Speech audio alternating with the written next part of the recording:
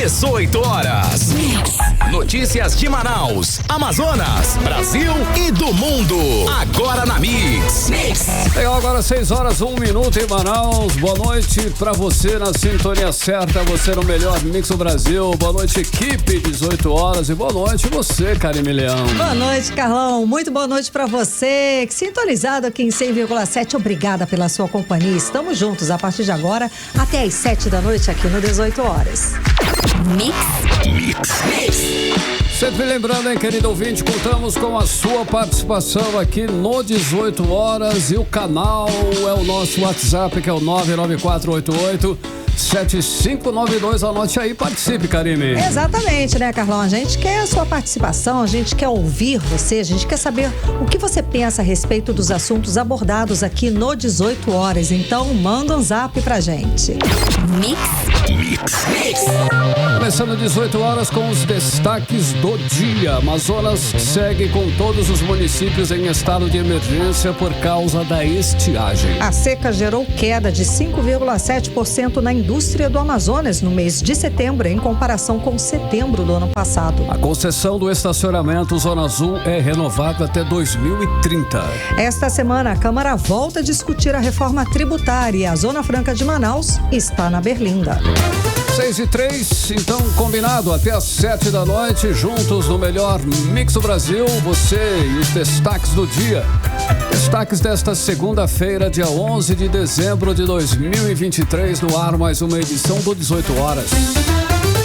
18 horas.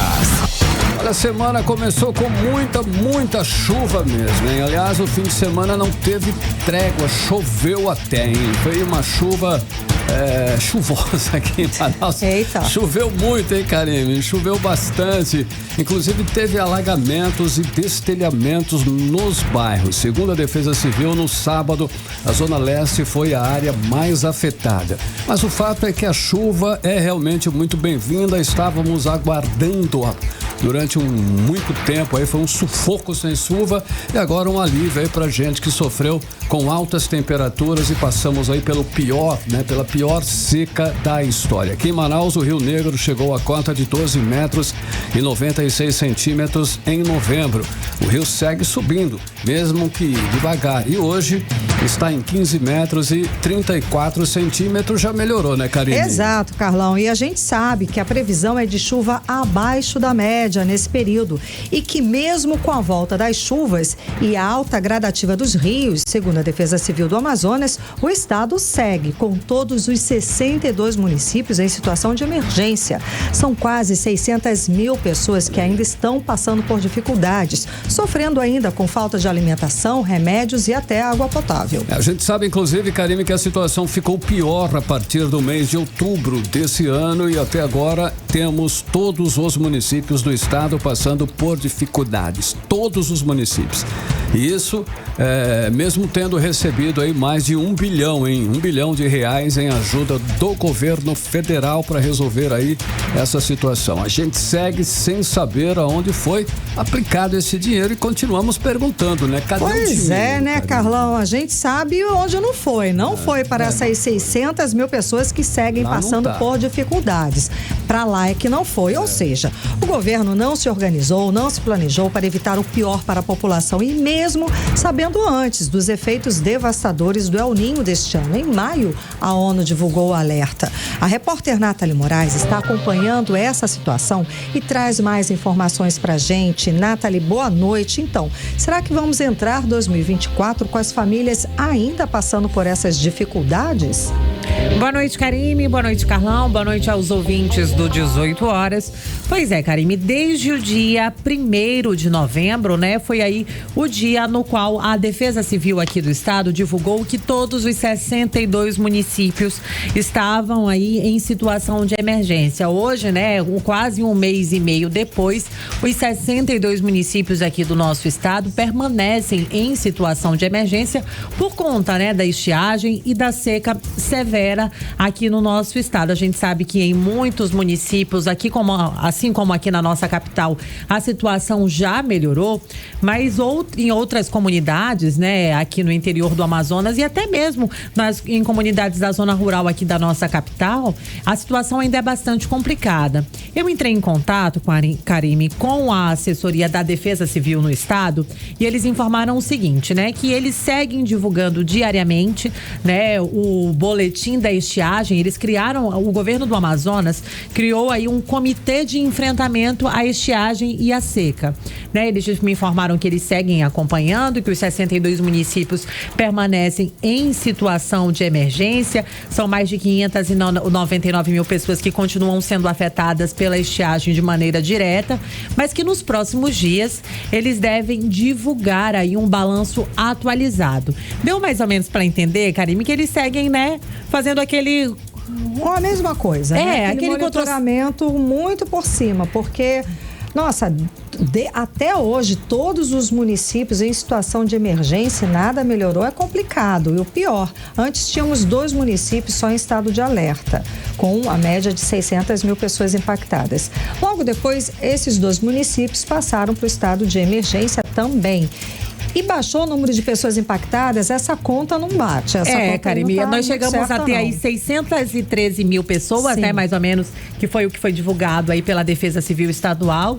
E hoje a gente tem a média aí de cerca de 599 mil pessoas que continuam sendo afetadas de maneira direta, né, por toda essa crise climática, né? E apesar da seca já ter se encerrado no Rio Negro, aqui em Manaus, os indícios da cheia já começaram a surgir em outras pontas, né? Como, por exemplo, lá no Solimões, né? No interior aqui do Amazonas, os efeitos da estiagem ainda persistem, Karime. A gente sabe aí que tem famílias que ainda necessitam de água potável, tem famílias que ainda necessitam realmente da chegada de medicamentos, porque a gente sabe que com tudo isso, né, durante o auge aí o interior do estado resultou aí na morte de peixes. Muitas famílias do interior do Amazonas, a gente sabe que se alimentam, né, tiram o alimento do rio. Exato, e os rios secaram, né, gente? E aí, a fazer o quê?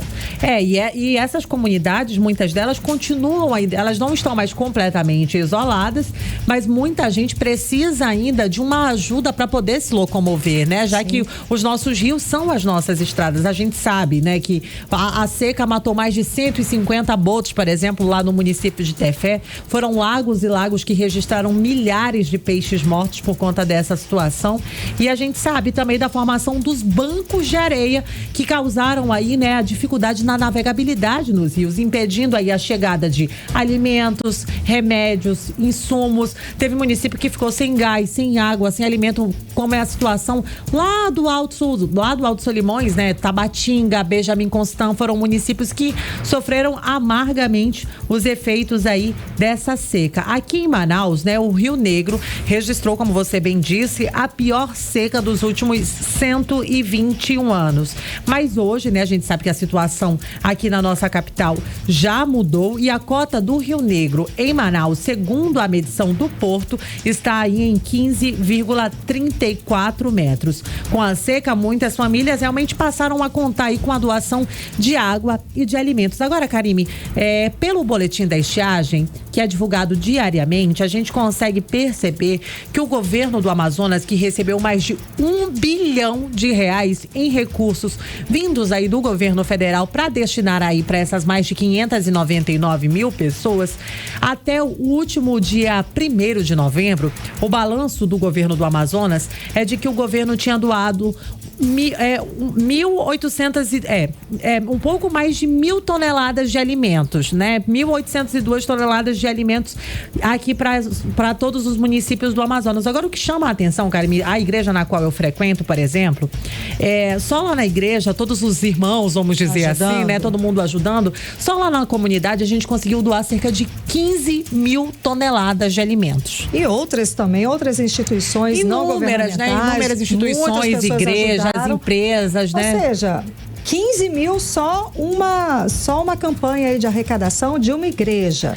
E o governo, né, que recebeu mais de R$1 bilhão, doou cerca de 1.800 toneladas. Não chegou nem a 2 mil. Não chegou nem a 2 mil toneladas. Mas a gente realmente espera, Karime, que durante essa coletiva de imprensa que eles devem fazer nos próximos dias, apresentando o balanço, né, apresentando o cronograma de tudo que foi feito, de tudo que foi gasto, a gente consiga observar de alguma forma, né, que eles consigam expor, já que não está tudo no portal da transparência, para onde foi parar esse dinheiro, onde esse dinheiro foi investido. Exato, até porque precisa sim, a sociedade precisa saber, eles precisam dar satisfação de onde foi aplicado esse dinheiro. R$1 bilhão, gente, é muito dinheiro. É muito dinheiro, Karime, como eu estava dizendo, né? A situação aqui no Rio Negro já voltou, a seca já acabou no Rio Negro, a gente sabe que a gente já está vivendo o outro ponto, mas no Rio Solimões, por exemplo, na comunidade indígena do Aruiri, eles continuam isolados e enfrentando problemas de saúde, incluindo aí diarreia nas crianças por conta da falta do acesso da água potável, né? A distância até o rio é muito complicada. Aqui em Manaus, por exemplo, a gente viu só na Zona Leste, pelo menos 2 lagos secaram totalmente. Foi aí o Lago do Mauá, né? E a outra situação foi lá na colônia Antônio Aleixo, onde as famílias inteiras viram as águas desaparecerem. Então, é uma situação bastante complicada, porque essas pessoas viviam do turismo, viviam da pesca e hoje elas vivem de doações. Karime e Carlão. Ei, Natália, olha só, o Amazonas, ele também soma prejuízos, né? E muitos prejuízos, segundo o levantamento do IBGE. A seca fez a indústria do Amazonas cair 5,7% em levantamento do IBGE no mês de setembro, essa queda, em comparação com setembro do ano passado. Ou seja, Nathalie, você tem mais detalhes aí sobre esse prejuízo? Pois é, Carlão, a seca trouxe prejuízos para todos nós, né? Não são somente essas 599 mil pessoas. De alguma forma, todos nós somos impactados de alguma forma. Sem dúvida alguma. Foi do preço do ovo ao cimento, né? A gente viu oscilação de tudo nos últimos meses aqui no nosso estado. E das 15 regiões avaliadas pelo IBGE, 10 registraram queda, né? O maior impacto negativo foi sentido aqui no nosso estado, onde a redução da produção industrial chegou aí a 2,6% no mês de outubro, se comparado com o mês anterior. Os responsáveis por essa análise apontam aí que a estiagem foi o principal vilão para a queda na produção no distrito, né, dentro do polo industrial aqui da nossa capital. E eu conversei com o professor de economia, o Leonardo Trevisan, e ele explicou o seguinte, que a baixa no rio impediu a chegada de grandes navios aqui na nossa capital, obrigando aí as fábricas a recorrerem às balsas para manterem as linhas de produção ativas. Mas segundo, né, o economista, essa diminuição de produção de chips no mundo pode ter contribuído para a queda na produção de eletroeletrônicos, que é um dos fortes aqui no nosso polo industrial de Manaus. Vamos conferir aí o que diz o economista, o Leonardo Trevisan. Se as famílias não consomem e nós não temos investimento, a demanda para a indústria é menor e o resultado é esse, ou seja, queda na atividade produtiva e na produção do setor industrial brasileiro. 18 horas. Karime e Carlão, nós ouvimos aí a fala do Leonardo Trevisan, ele que é professor em economia, né, pela Universidade Federal aqui do Amazonas. Não foi só o setor de chips que sofreu, a gente viu aí setor de eletroeletrônicos, setor de duas rodas, teve fábricas do polo industrial de Manaus antecipando férias, mas felizmente com a subida dos rios e com a volta da navegabilidade, esse cenário já mudou. A gente mostrou aqui na última semana, né, que as fábricas conseguiram fazer as contratações para esse fim de ano. A gente tinha as incertezas, por exemplo, a gente vai conseguir abastecer, né, o comércio brasileiro como um todo para esse Natal? A gente vai conseguir escoar a produção? Essa é uma realidade que já voltou graças à subida dos rios, né, Karime? Não há atitude, não há as ações do governo do estado com todo um pool de ações, com todo um trabalho de secretariado, não conseguiu fazer. Pois é, Karime, mas e além de todos esses problemas, né, a estiagem e a seca severa, existe outro problema que pode ter ter interferido aí na queda da produção industrial aqui no estado foi a taxa de juros, que ainda segue muito alta, e esse é um limitador, né, com efeito sobre o polo industrial em todo o Brasil, como explica aí o economista Clemente Lúcio. Vamos conferir. Ele tem que entender que a Zona Franca de Manaus é uma área de montagem, ela compra produtos e monta. É esse o processo. Então esse processo perdeu muito, porque está muito difícil comprar chip no mundo inteiro, não é só aqui. 18 horas. Karine e Carlão, nós ouvimos aí a fala do economista Clemente Lúcio, né? E a pesquisa do IBGE também mostrou que a indústria do estado do Pará também foi afetada pela seca aqui do Amazonas, mas em uma proporção bem menor. Segundo o IBGE, a produção industrial paraense ainda conseguiu crescer aí cerca de 0,1% no mês de outubro, diferente da produção industrial do Amazonas, que teve uma leve queda. Karine e Carlão. Obrigada, Nathalie, pelas informações. Só que é uma conta que não deveria estar assim, né, Carlão? Vamos lembrar aqui que o Amazonas arrecadou nessa gestão, nos últimos 5 anos, mais de 170 bilhões de reais. Ou seja, teve sim muito dinheiro que não soube administrar, que não soube priorizar para benefício da população. Agora que parece que o governo torrou tudo, tanto que hoje, segunda-feira, dia 11, apresentou um novo pedido de empréstimo na Assembleia Legislativa do Amazonas. Empréstimo em dólar, viu, Carlão? E esse pedido, viu, é para o BID, o Banco Interamericano de Desenvolvimento. De acordo com o projeto apresentado, o governo estadual justifica que precisa de mais de 80 milhões de dólares, cerca de 393 milhões de reais, para obras em escolas da rede pública do estado. E o projeto deve ser analisado ainda esta semana, que é a última de trabalho do Legislativo deste ano. Segundo o projeto do governo, as obras são para o Programa de Aceleração do Desenvolvimento da Educação do Amazonas. Vão para a área da educação. Bom, só que este é o 4º pedido de empréstimo que o governo do Amazonas envia para a Assembleia Legislativa. Os outros 3 foram aprovados pelos deputados no mês passado, gente. Juntos, eles somaram 2,4 bilhões de reais, tudo em empréstimo. O primeiro, no valor de 220 milhões de reais, do Banco do Brasil, foi autorizado no dia 1º de novembro. O segundo, de 200 milhões de dólares, foi exatamente com o BID. E o terceiro, de 1,5 bilhão de reais, com o Banco do Brasil.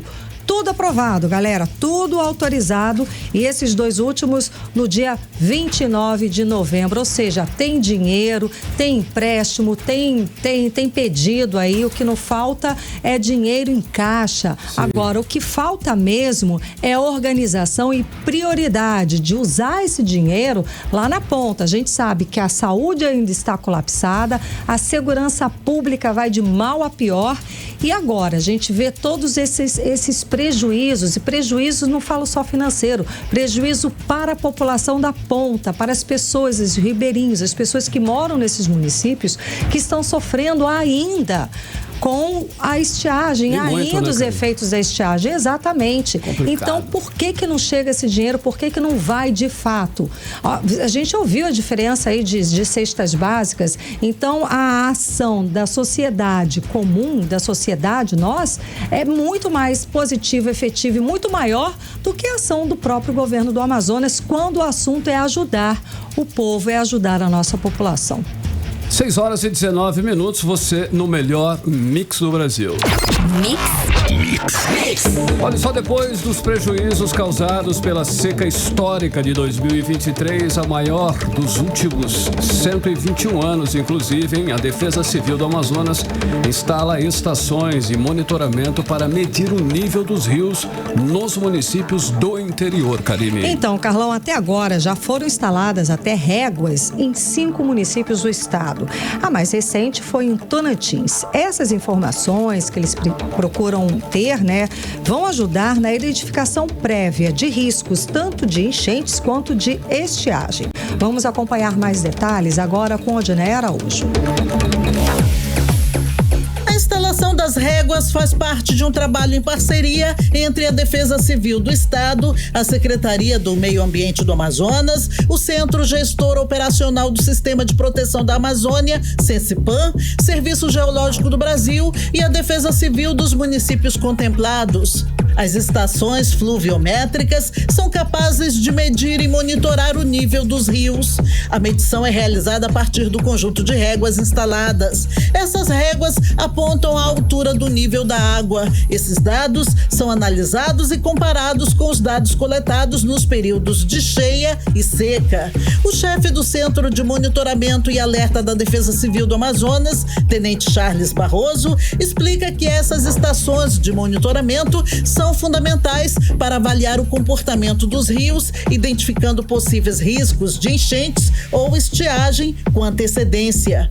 O monitoramento do nível do rio para a Defesa Civil é de extrema importância, pois permite acompanhar tanto a evolução da enchente como a evolução da vazante dos rios e assim auxiliar na tomada de decisões para, na confirmação de algum tipo de desastre, seja ele de inundação no período da enchente ou de estiagem no período de vazante, podermos ter ações antecipadas e minimizar os efeitos dos desastres junto à população ribeirinha do nosso estado.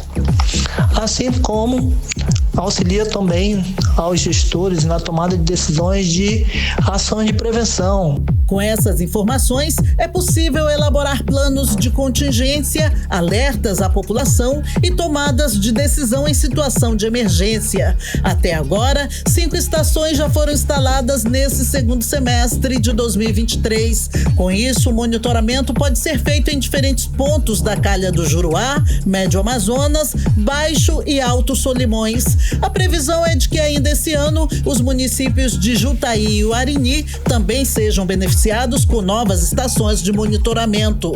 Odneia Araújo para o 18 horas. Você está ouvindo 18 horas. Agora são 6 horas e 23 minutos. Você no melhor mix do Brasil. Os destaques do dia, 18 horas no ar. A concessão da Zona Sul, que é o sistema de estacionamento, Zona Azul, que é o sistema de estacionamento rotativo de Manaus, Karime, foi prorrogada até 2030. Não adianta reclamar, polêmica, xingar nas redes sociais. O que negócio não dá certo, que não funciona. Não que funciona é difícil, mesmo, mas vai mesmo. estar aí até 2030, Tomara isso. que eles melhorem, pelo menos. Pois né? Pelo menos colocar os agentes ali mais à disposição, que a gente nunca vê a galera ali. Tem que sair procurando. Exato. Enfim. Bom, vamos lá. Enfim, Carlão, tá certo. Segundo a Agência Reguladora dos Serviços, delegados do município de Manaus, por ficar os 5 primeiros anos sem cobrar, foram acrescentados 5 anos o contrato com a empresa responsável. Por isso, a concessão da Zona Azul segue até 2030. E quem vai explicar mais pra gente sobre o assunto é o André Meirelles. O Zona Azul, sistema de estacionamento rotativo de Manaus, foi prorrogado até 2030. A renovação da concessão também trata de reajuste na tarifa do sistema de estacionamento de R$ 3,50 para R$ 3,98 a hora. Conforme o presidente da AGEMAN, Agência Reguladora dos Serviços Públicos Delegados do município de Manaus, Elson Andrade, através de um acordo entre a Prefeitura de Manaus e a responsável pela Zona Azul, desde janeiro de 2023, a tarifa que custava R$ 3,98 recebeu um desconto de 48 centavos para a população continuar pagando o valor atual. O valor do R$ 3,98 está sendo praticado desde janeiro de 2023. Vale lembrar que ele é referente a um acordo extrajudicial firmado entre a Prefeitura de Manaus e a concessionária, pois a concessionária havia conseguido uma liminar que dava direito ao reajuste integral, que seria o R$ 3,98. Contudo, após uma negociação, a Prefeitura conseguiu um desconto de 48 centavos, que está sendo aplicado na tarifa, e hoje as pessoas pagam R$ 3,50, contudo, vale lembrar, a tarifa é R$ 3,98. A Prefeitura conseguiu esse desconto de 48 centavos através de negociação junto à concessionária. O Zona Azul foi implantado em 2015 e administrado pela empresa Tecnologias de Trânsito da Amazônia SPE Limitada. O contrato era de 10 anos e venceria em 2025. No entanto, nos primeiros 5 anos, não foi cobrada a tarifa total. Por esse motivo, de acordo com Elson Andrade, presidente da AGEMAN, nesses 5 anos que ficaram sem operar, foram acrescentados a partir de 2025, que é quando termina o prazo inicial de 10 anos. Por isso, a concessão segue até 2030. O período do contrato de operação seria de 2015 a 2025. Contudo, nesse período, até o ano 2022, ele passou 5 anos sem operar, seja por conta de Covid e outras questões. Então, esses 5 anos foram repostos no contrato e o que ficaria em 2025 agora vai terminar em 2030. O Zona Azul opera em Manaus desde 2015, com 3.863 vagas no centro de Manaus e no Conjunto Vieira Alves, no bairro Nossa Senhora das Graças, na zona centro-sul da capital. André Meirelles para o 18 Horas. Você está ouvindo 18 Horas.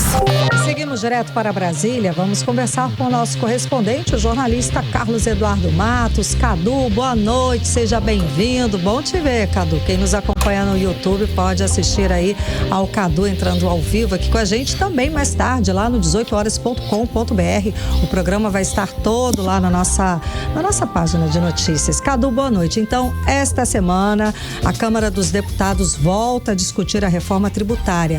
E aí, aquela velha questão, né? Zona Franca de Manaus segue na berlinda, né, Cadu? No olho do furacão, digamos assim. Então, temos que nos preocupar muito ou pouco? Porque a preocupação é sempre. Boa noite, Cadu. Bem-vindo. Tem que se preocupar muito a partir de agora, Karime. Boa noite pra você, minha querida. Boa noite, Carlão. Boa noite, ouvintes do programa 18 Horas. Gente, a Zona Franca de Manaus virou motivo pelo qual um grupo de deputados das regiões Sudeste e Sul do país decidiu obstruir a votação da reforma tributária na Câmara, que está prevista para essa semana. Há um movimento bem forte nos bastidores, tentando barrar a reforma tributária, porque se trata de uma pauta de interesse do governo Lula, claro. O problema, pessoal, é que a Zona Franca de Manaus está sendo usada como boi de piranha nessa história política. Como assim? Eu vou explicar para vocês. A Zona Franca de Manaus, como todo mundo já sabe, é um modelo único no país, inovador, baseado em incentivos fiscais e que corria o sério risco de sumir do mapa com essa reforma tributária, desde quando ela começou a ser discutida no Congresso Nacional. Quando a reforma tributária tramitou na Câmara, quando foi aprovada por lá, os deputados decidiram que todos, ou quase todos, os produtos com o selo Zona Franca de Manaus fossem tributados dentro do chamado imposto seletivo, que chamava aí de imposto do pecado. Ou seja, quem comprasse um telefone celular, uma bike, uma TV, por exemplo, ia pagar o imposto mais pesado por causa desse custo Zona Franca. Isso estava gerando um debate muito grande, inclusive um preconceito muito forte contra a Zona Franca de Manaus. Quando a matéria chegou no Senado, o relator, no caso, o senador Eduardo Braga, ele propôs uma outra solução, criar uma contribuição parecida com a CID, que a gente já paga na gasolina. Seria uma espécie de CID Zona Franca, digamos, Karime. O objetivo é compensar as indústrias do Amazonas com as perdas dessa reforma, evitar o fechamento das fábricas aí em Manaus e também demissões, claro, né? Os deputados do Sul e do Sudeste do país, eles entendem que essa saída encontrada por Eduardo Braga para a Zona Franca de Manaus mantém a guerra fiscal entre os estados. Ou seja, na opinião deles, se o Amazonas pode ter uma Zona Franca, por que outros estados não podem ter? A resposta a gente já sabe, claro.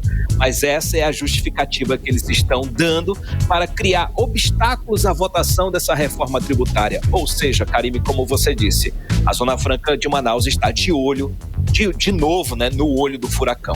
E aí eu separei para a gente ouvir uma fala rápida aí do deputado federal Gilson Marques, ele é do estado de Santa Catarina, do Partido Novo. Vamos ouvir o que ele disse sobre a Zona Franca de Manaus. Vamos lá. Nós Franca fosse estendida para o Brasil inteiro. Não existe dar direito para alguém sem criar um dever para outra pessoa. Por que o Estado de Santa Catarina ou qualquer outro estado dos outros parlamentares vão aceitar pagar esta conta? Se é positivo, se é bom, se desenvolve, faz para o Brasil inteiro. Benefício de pouco às custas de muito, sempre assim. Ah, Gilson, mas é temporário. Mentira, a Zona Franca também era para ser temporário, virou permanente. Vai ser criado esse benefício, nunca mais tira. E mais, vai na contramão da reforma tributária, que é simplificar. Tá criando mais uma exceção, simplificação de Araque, a todo tempo criando novos benefícios, pagos pelos outros. Muito fácil, o novo vai orientar não. 18 horas. A gente acompanhou a bronca aí do deputado federal Gilson Marques, do Partido Novo e vice-líder da minoria no Congresso Nacional, tá indignadíssimo, falando contra a Zona Franca de Manaus. E, de novo, né, Carlão, Cadu, falando sem conhecimento de causa. As pessoas falam, não tem noção do que seja. Esses outros estados que ele falou, todos são estados altamente privilegiados, eles ainda querem mais privilégios. Olha aí, pois é, engraçado isso, né? Não tem nem o que comparar. Essa fala dele aí foi totalmente infeliz. Não sei se colou, né, Cadu? Deve ser, né? Tá apostando na ignorância de quem tá ouvindo, só pode ser. É o Partido Novo também. O Partido Novo sempre vem com alguns argumentos ignorantes no aspecto econômico, viu? É uma visão cega, ignorante, proposital, viu? Essa fala dele, não tem, ele mira na Zona Franca, mas é para isso. Ele mira na Zona Franca para acertar o governo, tá?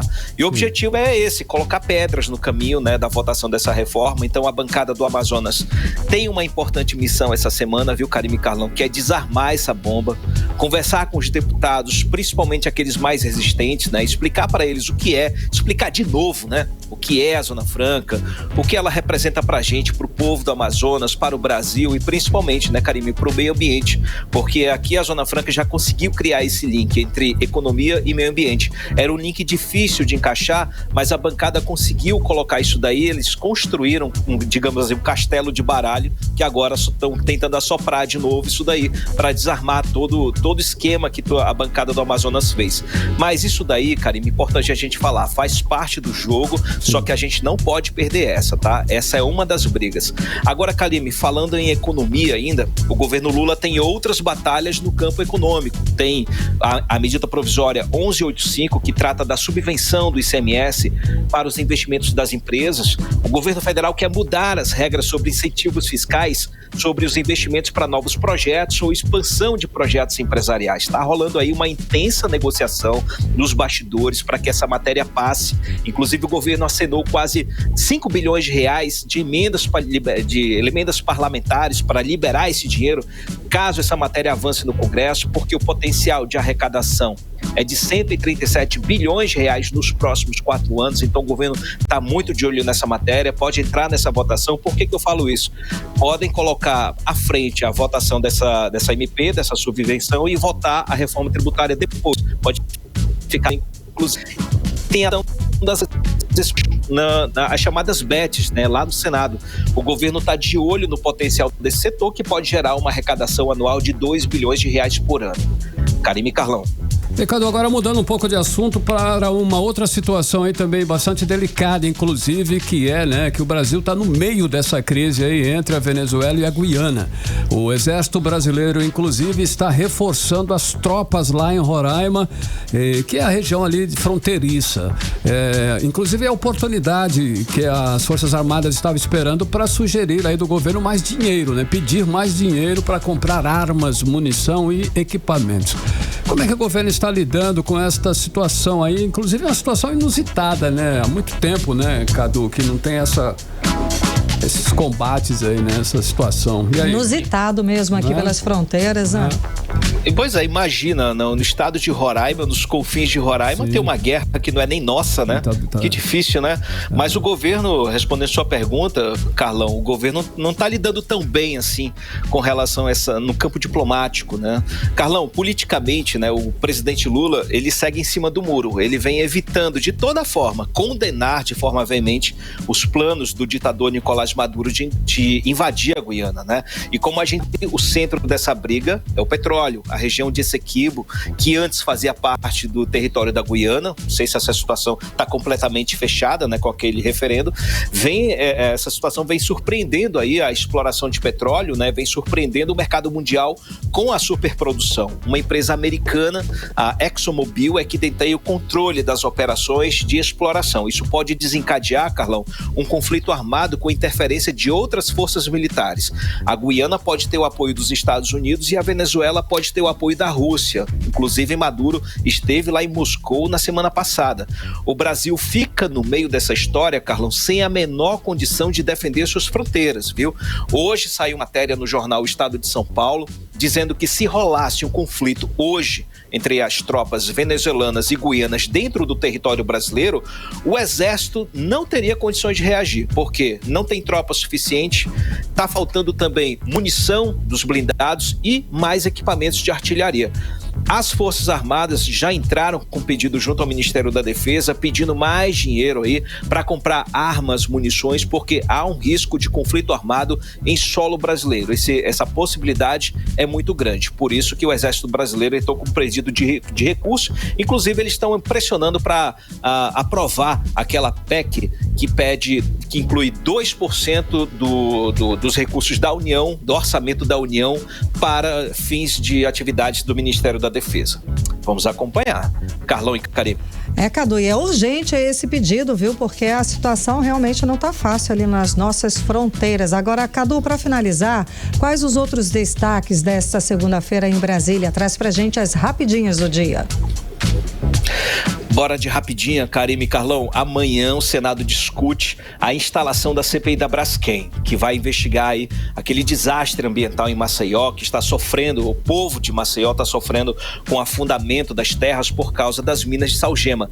O senador Omar Aziz está cotado para fazer parte da CPI como membro, mas hoje à tarde o debate evoluiu e surgiu agora a possibilidade de que Omar Aziz seja o presidente dessa CPI, viu, Karime e Carlão?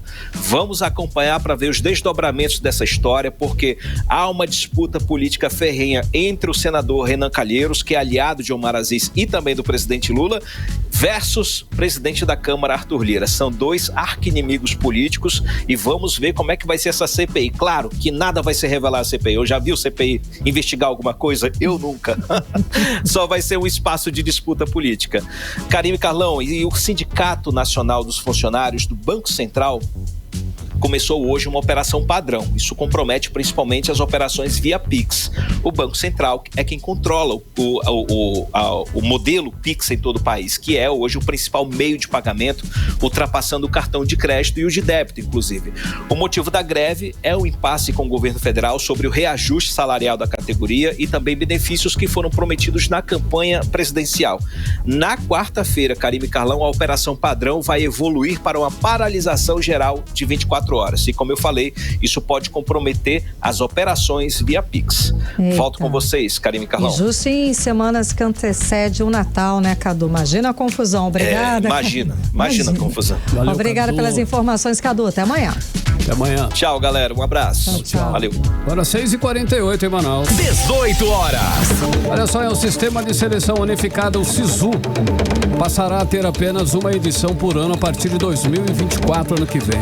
O programa seleciona estudantes para vagas em universidades públicas de todo o país com base na nota do Exame Nacional do Ensino Médio, que é o Enem. Pois é, Carlão, e de acordo com o Ministério da Educação, ainda nesta semana vai ser publicado o edital do SISU do próximo ano, que deve trazer mais detalhes a respeito dessa mudança. Mix. Legal, agora 6h39. Fique aí, hein? Continue em 100,7. Daqui a pouquinho você vai saber. Polícia faz a maior apreensão de ouro ilegal da história no Amazonas. Detalhes em instantes. 18 horas. Agora nós vamos conferir tempo e temperatura. É a previsão do tempo para amanhã, terça-feira. Ok? Com ela, Karime Leão. Previsão do tempo. Segundo informações do Climatempo, a previsão para amanhã é de sol e aumento de nuvens durante a manhã, pancadas de chuva à tarde e à noite. A mínima prevista é de 24 graus, a máxima não deve passar dos 31 graus. As chances de chuva são de 90% e a umidade relativa do ar fica entre 60% e 97%. E a chuva de hoje causou, sim, alguns prejuízos aqui em Manaus. Foram 11 ocorrências. A Prefeitura de Manaus, por meio da Central 199 da Defesa Civil do município, informou que as equipes da Secretaria Executiva de Proteção e Defesa Civil do Municipal, enfim, estão nas ruas em atendimento às 11 ocorrências registradas até às 5 da tarde desta segunda-feira, em razão, tudo aí por conta da chuva, Carlão. E eu tenho mais informações, os lugares que foram mais atingidos. A Zona Norte foi a área mais afetada, concentrando 6 ocorrências, sendo 3 de alagação nos bairros Colônia, Terra Nova, Monte das Oliveiras e Cidade Nova. 2 de risco de tombamento nos bairros Cidade Nova e Cidade de Deus e uma solicitação de vistoria no bairro do Aleixo. Mix. Olha, a Polícia Militar fez a maior apreensão de ouro de garimpo ilegal no Amazonas. Olha só, a avaliação é da Polícia Federal, inclusive. Foram apreendidos o total de 47 quilos de ouro, tudo ilegal, Karime. Carlão, e durante a operação, 2 homens foram presos e agora a Polícia Federal investiga a origem desse ouro. O repórter André Meirelles está ao vivo aqui com a gente, acompanhou essa operação e traz mais detalhes a respeito dessa história. Boa noite, André. Então, a apreensão foi feita durante uma operação de rotina, não é? Boa noite. Muito boa noite, Karime, boa noite, Carlão, boa noite a você que nos acompanha nesse momento aqui na 100.7, também nas redes sociais. Olha só, a operação, inclusive, como você falou, Karime, resultou aí em 2 prisões. Essas prisões ocorreram agora no final de semana. Elas foram feitas ali na Avenida das Torres, aqui na zona norte de Manaus, né? Segundo a polícia, o ouro estava sendo transportado em um veículo, um carro Gol, né? Que quando passavam pela avenida, os homens foram abordados por ocupantes de outro carro, né? Uma Dublô, que tentaram roubar o ouro e efetuaram aí diversos disparos, né? Essa troca de tiros acabou chamando a atenção dos policiais militares das rondas ostensivas Cândido Mariano, Arrocan, que foram acionados para atender esta ocorrência. Só que quando eles chegaram ali no local, a ação criminosa foi tão rápida que não conseguiram encontrar naquele momento, pois os suspeitos ali já tinham fugido do local, né? Os 2 homens que estavam no Gol com as 42 barras de ouro, eles foram presos, né? A polícia conseguiu alcançar eles e acabaram sendo levados para a sede da Superintendência da Polícia Federal aqui em Manaus. Por que isso acontece? Porque se trata aí, né, do ouro, né, que estava sendo comercializado, levado aí sem nenhuma fiscalização, nenhuma nota que pudesse comprovar ali a origem dele. E o ouro apreendido, segundo a polícia, que fizeram ali então esse teste, tem uma pureza acima de 90%. Isso chamou a atenção dos policiais federais, porque como assim eles conseguiram todo esse ouro com 90% de pureza, né? A gente também vai acompanhar agora a fala do superintendente da Polícia Federal, Humberto Ramos. Ele explica também, inclusive, essa situação desse ouro e quais os próximos passos dessa operação. Vamos conferir. O ouro que foi apreendido tem mais de 90% de pureza. Isso é muito significativo. O nosso desafio agora é identificar todos os elos seguintes da cadeia, ou seja, os compradores no mercado local e internacional, e também identificar aquilo que nós estamos denominando de DNA do ouro, que é a sua assinatura química. 18 horas. Muito bem, Karime, Carlão, a gente ouviu o superintendente da Polícia Federal, Humberto Ramos, né? E após identificar os homens presos, a Polícia Federal afirmou que os 2, que já estavam sendo monitorados por envolvimento em uma quadrilha especializada na extração e venda de ouro ilegal da Amazônia, vão ficar aí agora à disposição da Justiça. Agora, eu trago também outra informação aqui, mais um caso de polícia, um homem suspeito de roubar bancos pelo país, né? Tem vários estados estados brasileiros. Ele acabou sendo preso ontem. Segundo a Polícia Civil aqui do estado do Amazonas, o homem identificado como Maicon de Moraes Barreto, conhecido também como MD, também atuava como conselheiro de uma facção criminosa envolvida com tráfico de drogas aqui na capital amazonense. O suspeito foi preso aí pelo 1º Distrito Integrado de Polícia. Inclusive, a prisão dele foi feita em flagrante ali na Avenida Tancredo Neves, no Parque 10, zona centro-sul de Manaus. E com o homem, a polícia diz ter apreendido 2 pistolas calibre 9mm e 30 munições, né? Conforme a polícia, uma das armas é proveniente de furto, né? O delegado Cícero Túlio, que é o titular do 1º DIP, o Distrito Integrado de Polícia, disse que o homem foi preso no momento em que iria encontrar uma comparsa para entregar uma arma de fogo. Vamos ouvir a fala do delegado. A gente estava numa investigação que apura a existência de uma organização criminosa e um verdadeiro consórcio de traficantes para compra e distribuição de material entorpecente. Durante o curso dessa investigação, a gente conseguiu identificar aí a participação do Maicon, né? E ele, que é um velho conhecido da Polícia Civil, aí tem diversas passagens por diversos crimes. Em razão disso, ele passou a ser monitorado pela equipe aqui do 1º Distrito Integrado de Polícia. E na tarde de ontem conseguimos êxito aí em confirmar a informação de que ele estava com material entorpecente e 2 armas de fogo. E durante a abordagem, a gente conseguiu verificar a existência dessas 2 armas de fogo e também indícios de que naquele veículo que ele utilizava, ele teria transportado material entorpecente. 18 horas. Muito bem, Karime e Carlão, a gente ouviu a fala do delegado Cícero Túlio, ele que é o delegado responsável titular do 1º Distrito Integrado de Polícia. E segundo a polícia também, esse homem, ele responderá por porte de arma de fogo de uso permitido, posse irregular de arma de fogo de uso restrito e receptação. E agora o que vai acontecer com ele? Vai ficar aí à disposição da justiça, Karime e Carlão. Obrigada pelas informações, André Meirelles. Boa noite. Valeu, André, boa noite. Agora 6h46, você no melhor mix do Brasil. 18 horas. Olha, as vendas de Natal devem movimentar mais de 1,5 bilhão de reais no comércio de Manaus. Isso é muito bom, né, Karime? Só que em Manaus, né, Carlão? Maravilhoso. Isso é segundo a Câmara de Dirigentes Lojistas. Os produtos que não chegaram a tempo na Black Friday vão estar em promoção neste fim de ano. Com a chegada dos navios, aquela história da estiagem, voltou a chover, os navios chegaram e tudo mais. Enfim, vamos acompanhar os detalhes agora com a Gené Araújo.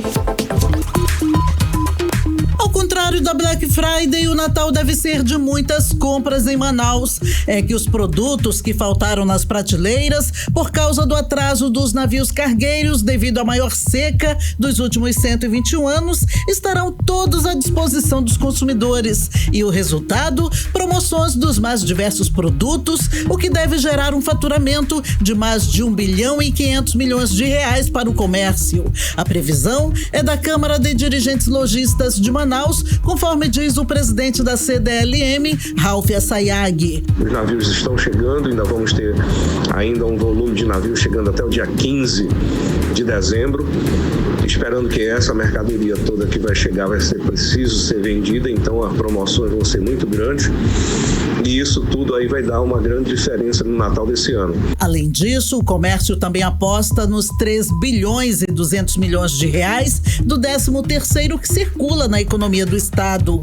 Com expectativa de vendas em alta, o presidente da CDLM, Ralph Assayag, diz que a contratação de temporários também deve aumentar. O Natal desse ano é diferenciado, já que ninguém gastou tanto e ninguém comprou tanto no Black Friday. Então estamos esperançosos que esse resultado venha acontecer, seja um crescimento de 6%, em torno de 1,2 bilhão a 1,5 bilhão deve ser vendido para o período do Natal, para compras natalinas. E com isso, possamos contratar durante o mês de novembro, dezembro, 4.000 pessoas para que possamos fazer melhor as vendas. Conforme pesquisa feita pelos empresários do comércio, mais de 90% dos consumidores vão presentear e pretendem gastar até R$170 com as compras. Roupas são os itens preferidos, seguido de calçados, brinquedos e perfumaria. Diante da previsão de aumento nas compras de desse ano, Ralph Assayag pede que as pessoas antecipem as suas compras para o Natal. As lojas começam a ampliar o horário de funcionamento a partir da próxima semana. Pedimos até a população que compre antecipado, porque poderá ser um Natal com o maior número de pessoas nas compras e com isso pode ser que não encontre o produto que você está querendo.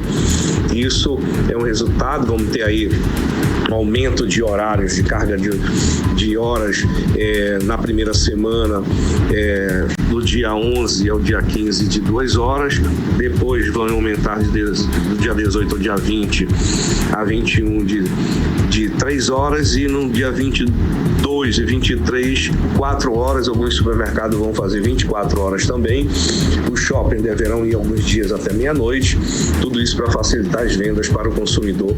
O centro da cidade, segundo a pesquisa da CDLM, deve ser o local preferido dos consumidores para as compras de fim de ano e a maioria pretende pagar em dinheiro vivo. Odinaia Araújo para o 18 horas. Você está ouvindo 18 horas. Economia. E agora, conferindo os indicadores econômicos de hoje, o dólar comercial fechou o dia em alta de 0,15% e segue cotado a R$ 4,99. O euro fechou em alta de 0,18% aos R$ 5,31. O Bitcoin fechou o dia desvalorizado em 7,14% aos R$ 202.421. O Ibovespa fechou em queda de 0,1% aos 126.967 pontos. E o índice FIPZAP, que avalia os preços de venda de imóveis residenciais em 50 cidades brasileiras, apontou que o preço médio em Manaus subiu 9,6% em 2023, isso até novembro. Vamos conferir mais detalhes agora com o repórter André Meirelles. O preço de venda de imóveis residenciais continuou a subir em novembro. De acordo com o índice FIPZAP, que mede a variação em 50 cidades brasileiras, houve um aumento de 0,37% no último mês. Apesar de ser inferior à observada em outubro, 0,54%, em 2023, a venda residencial acumula uma alta de 4,82%. O aumento nos imóveis residenciais em novembro foi observado em 45 das 50 cidades monitoradas pelo índice. Em relação ao tipo de imóvel, a alta mais expressiva aconteceu em imóveis com 2 dormitórios, chegando a 0,44%, enquanto a menor variação foi observada entre unidades com um dormitório, com aumento de 0,21%. O preço médio em Manaus subiu 9,6% em 2023 até novembro, mês que teve variação positiva de 1,38%.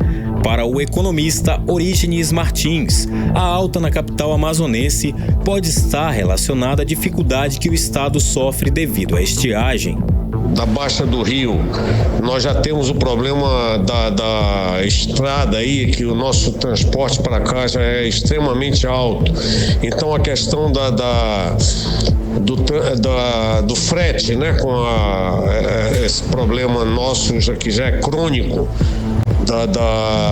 do transporte, do preço do frete, de todos os nossos materiais, falta de material, aumento de material, fez com que o preço da construção civil em Manaus se tornasse bastante elevado, fazendo com que o custo dos imóveis em Manaus aumentasse. A valorização acumulada em 12 meses foi mais acentuada entre imóveis residenciais com dormitório, divergindo com a alta menos expressiva entre unidades com 4 ou mais dormitórios, que ficou acima de 4%. André Meirelles para o 18 horas. Você está ouvindo 18 horas. Agora 6h53 e seguindo falando de economia. Escuta essa, a indústria de eletroeletrônicos encerra 2023 com faturamento de mais de 200 bilhões de reais, porém com queda na comparação com 2022. Detalhe, segundo a Associação Brasileira da Indústria Elétrica e Eletrônica, que é a BINE. Então, Carlão, e aqui no Amazonas os números ainda estão fechando, tá? Mas também registram registra queda em alguns produtos, isso nos 9 primeiros meses do ano, principalmente nos bens de informática, que reduziram quase 20% a sua produção. Vamos acompanhar mais detalhes agora com a Odneia Araújo.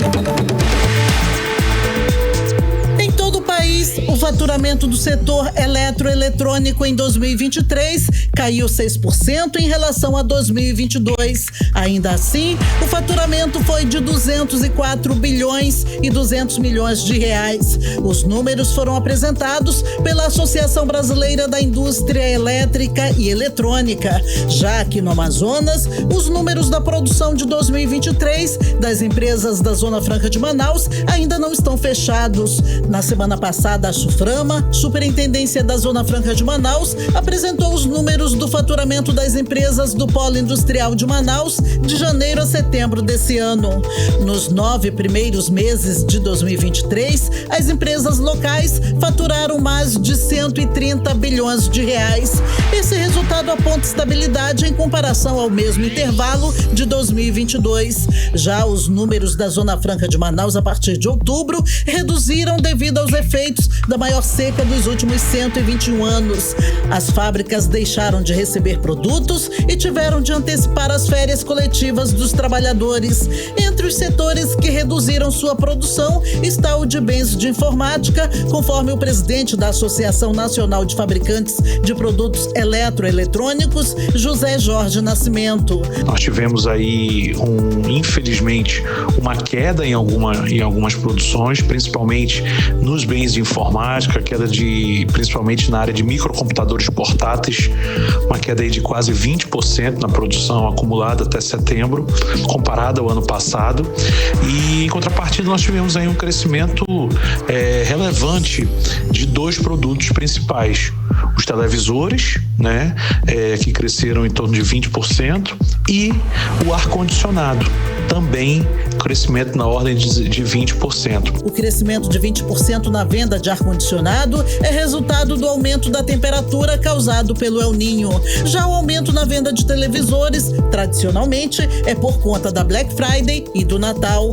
Mas chamou a atenção esse ano o crescimento na venda de receptores de sinal de TV produzidos na Zona Franca de Manaus, segundo José Jorge Nascimento. Foram produzidos até agora mais de 3 milhões de unidades de produtos, crescimento aí mais de 100%, segundo os dados da SUFRAMA. A gente espera que 2024 a gente possa manter esses números positivos e ter a recuperação dos produtos considerados bem de informática. Lógico, muitos dessa situação de queda, ou esse crescimento poderia ser ainda maior se nós não tivéssemos tido a estiagem, onde nós ficamos aí 40 dias praticamente sem receber insumos e sem poder escoar a produção da Zona Franca de Manaus. Odneia Araújo para o 18 horas. Você está ouvindo 18 horas. 18 horas. Esporte. Legal, então agora giro de esporte. Cid Soares na área. Cid, explica pra gente aí como é que o Vasco está aproveitando o milagre que lhe foi concedido de escapar do rebaixamento e permanecer na Série A do Campeonato Brasileiro. Tá pagando promessa. Você é um brincante, Carlão. Parece até que o ânimo na nova direção tá, né? Os caras estão... Né? Pra ser sincero, vamos lá então. Eu acho que o Vasco tá aproveitando sim. Olha aí, que legal. E aliás, tá me dando aqui, me causando surpresa. Ele acertou aí a contratação com o Alexandre Matos para o cargo de diretor desportivo. Boa.